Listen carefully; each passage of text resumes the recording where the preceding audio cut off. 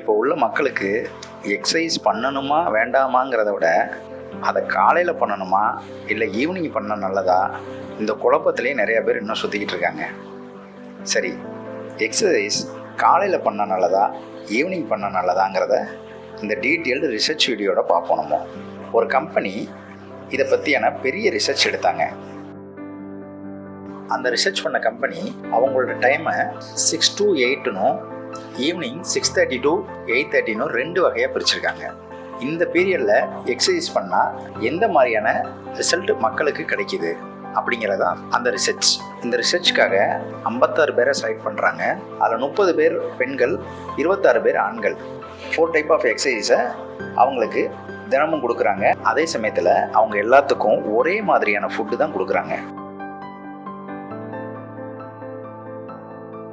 இந்த ரிசர்ச்சில் அவங்க அனலைஸ் பண்ணுறது ஹெல்த், பாடி காம், பெர்ஃபார்மன்ஸ், இது மூணும் அவங்களுக்கு எப்படி இருக்குது அப்படின்னு பார்க்குறாங்க.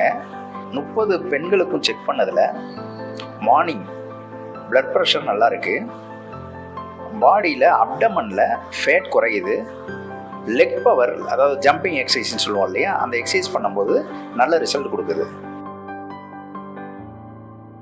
அதே இது ஈவினிங் பண்ணும்போது 3 நல்லா இருக்குது, அதே சமயத்தில் சேடிட்டி இருக்குது, நல்ல ஸ்ட்ரென்த் கொடுக்குது, பவராக இருக்குது, வெயிட் லிஃப்டிங் நல்லா பண்ண முடியுது. இது ஒரு அட்வான்டேஜாக ஈவினிங் இருக்குது. இதே இது 26 ஆண்கள் செக் பண்ணதில் அவங்களுக்கு மார்னிங்கை விட ஈவினிங் பெட்டர் ரிசல்ட்டாக இருக்குது. பிளட் ப்ரெஷர் ஆகட்டும், ஃபேட்டிக் ஆகட்டும், அதே சமயத்தில் ஃபேட் ஆக்சிடைஸ் ஆகட்டும், எல்லாமே நல்லா ஒர்க் அவுட் ஆகுது. பெர்ஃபார்மன்ஸில் அவங்களுக்கு பெரிய சேஞ்ச் எதுவும் தெரியலை. சரி, இதெல்லாம் விட ரொம்ப இம்பார்ட்டன்ட் எக்ஸசைஸ் பண்ணும்போது கன்சிஸ்டன்சி.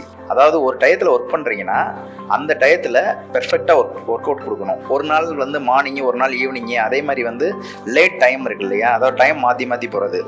ஒன் டே நீங்கள் 5 to 6 போகிறீங்கன்னா அந்த 5 to 6 தான் போகணும். ஸோ அந்த மாதிரி டைமிங்கை நல்லா மெயின்டைன் பண்ணிங்கன்னா பெர்ஃபார்மன்ஸும் நல்லாயிருக்கும்.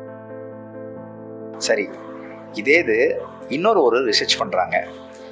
அது என்ன ரிசர்ச்னா, மசில் க்ரோத் எதில் அதிகமாக இருக்குது அப்படின்னு சொல்லி பாடியை நல்லா ஃபிட்டாக வச்சுக்கிறதுக்கு. அப்படி பார்த்தீங்கன்னா ஈவினிங் கொடுக்குற அந்த மசில் க்ரோத் மார்னிங் கொடுக்குறது இல்லை. மோர் தென் 50% க்ரோத் ஈவினிங்கில் தான் கொடுக்குது. அப்போ பாடியை நல்லா ஃபிட்டாக வச்சுக்கிறவங்க, மசில் மாஸ் பண்ணுறவங்க எல்லாருமே ஈவினிங் பண்ணுறது பெட்டர்னு அந்த ரிசல்ட் சொல்லுது. இது நம்ம கண்டிப்பாக கன்சிடர் பண்ணி ஆக வேண்டிய ஒரு விஷயம்.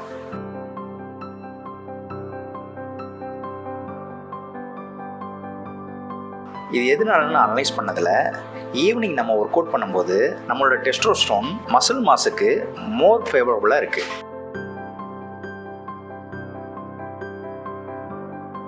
அதே மாதிரி அனலைஸ் என்ன சொல்கிறாங்கன்னா, பாடியை மாஸ் பண்ணுறதுக்கும் நல்ல மசில் க்ரோவுக்கும் ஈவினிங் டைம் நம்மளோட பிளட் ப்ரெஷர்லேருந்து எல்லாமே நம்மளுக்கு ஒத்துழைக்குதுன்னு சொல்கிறாங்க. ஸோ இப்போ ஒரு கன்க்ளூஷனுக்கு நம்ம வரலாம். அதாவது அவங்க பண்ண ரிசர்ச் படி மார்னிங் கார்டியா ஒர்க் அவுட்ஸ்க்கும் உடம்பை குறைக்கிறதுக்கும், அதாவது வெயிட் லாஸ் பண்ணுறதுக்கும் நல்ல நேரமாக இருக்குது. இதே மசில் மாஸ் பண்ணுறாங்க இல்லையா, வெயிட் லிஃப்ட் பண்ணி, அவங்க ஈவினிங் பண்ணாங்கன்னா நல்ல ரிசல்ட்டை தருது கம்பேர் வித் மார்னிங். இந்த வீடியோ உங்களுக்கு பிடிச்சிருக்குன்னு நினைக்கிறேன். நன்றி.